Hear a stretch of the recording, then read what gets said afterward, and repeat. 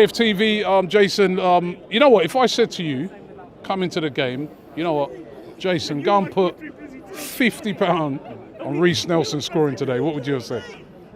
No. No, save your money. Look, when I started watching the game, Forest kind of set up really, really, really narrow. So they defended the centre of the pitch, which created loads of space in those wide areas. So Saka was flourishing, which is why he was on the ball and actually so active in the first few minutes. And I think that someone said earlier about the choices that he had in terms of whether it was Vieira, whether it was Marquinhos. Vieira, because he's not necessarily that 1v1 kind of specialist in those areas, maybe doesn't give you the same chances that Reece Nelson did.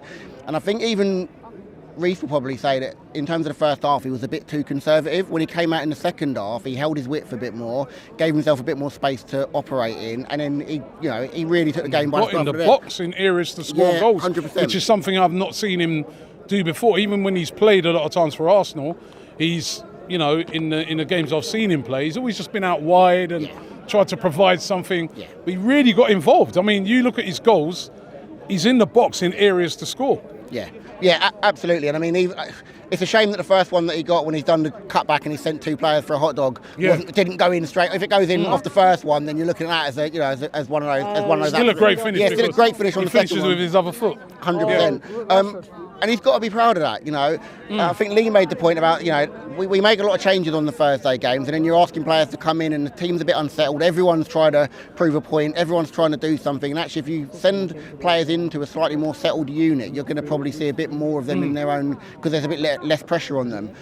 But fundamentally, it doesn't matter. If you get 5 minutes on the pitch or you get 75 like Reece did, you've got to go in and you've really got to go and stake a claim. And he's absolutely done that now. And he's got to have a load of confidence going into Thursday and hopefully into Sunday as well in terms of those games, and he should be playing a big part in both of those games. Can you believe what you're seeing at the moment? I mean, I don't think we as Arsenal fans are even appreciating what this team are doing at the moment. I think that's 12 games now in the Premier League, only 1 defeat, 1 draw, and all the rest wins. Somebody had told you that at the start of the season, you'd be like, what? Do you think and top of the league, I'm sure I do a double check it, but I think we're about 10 points above Chelsea in 4th place. This team is serious this year. It's a serious proposition, isn't it? Yeah, and it's all over the pitch. So I mean, we're coming here, and everyone can come in here, and you can do 15 different interviews, and people will bring up 12, 11, different names.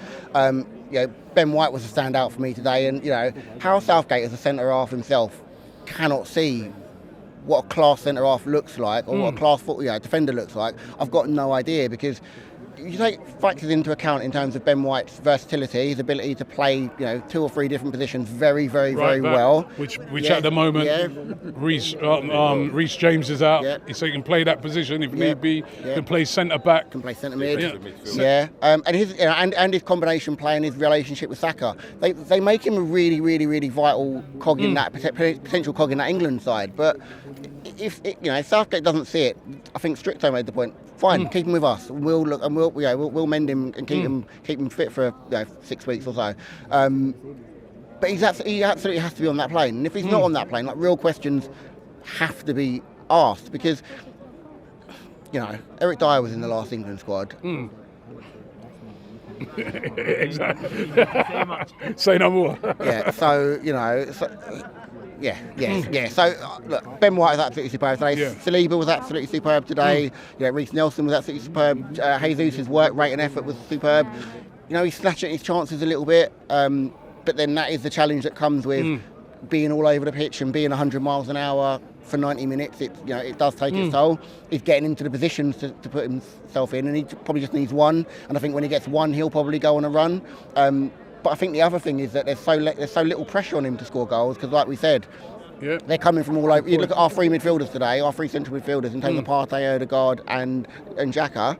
And you're looking at those and going, these guys are all chipping in with goals. And then we're getting goals from Martinelli, we're getting goals that wide, getting substitutes coming on and scoring goals. We know we've got goals from set pieces as well with the 2 centre halves.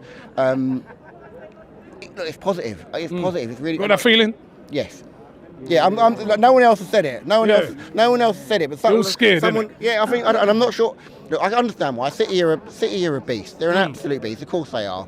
And they're well drilled and they know what to do. And I think, like Julian said, they can go and just spend money on fixing any gap that they've got. But why wouldn't we be? Well, realistically, 6 months ago, when we weren't what we are now. Well, not 6 months ago, but on New Year's Day when we played them, it wasn't that. It was a very close game, and everyone said that we were hard. It was difficult for us to come away having not taken something from that. And I think we're further ahead than now than we were then. And I think they've lost a fair few players, but they have Haaland, and he's an equaliser. But I absolutely think we're going to be going. And I think one of the things is that testament to, I think someone else made the point earlier about, people aren't main managers, apart from like the sides below us, aren't really talking about us in terms of that title threat. And that's when because people don't want to talk about it because they don't want to say it. But I think Pep will know what he's created and what we're creating. And now it's just about the momentum going into the next few games. We've got some games in terms of the game coming up on Thursday, the game against Chelsea, the game against Wolves. And I think we're on a run. And I think the PSV game probably showed some of the players and the manager what consistency and complacency look like. And I think he's going to stamp that out. And all we could have asked for was what we saw today, and they came out and did it. I think I said in my last interview, I want to start seeing us put 4s, 5s, 6s, 7s, 8s past teams, and we're kind of on the way to doing that. And that comes with spreading those goals, and we're starting to do that. So, thanks for watching. Subscribe to AFTV. Bye! Shop for AFTV merch at shop.aftv.co.uk. Subscribe to us on YouTube. Follow us on Instagram, Facebook, Twitter, TikTok, Snapchat, and Twitch.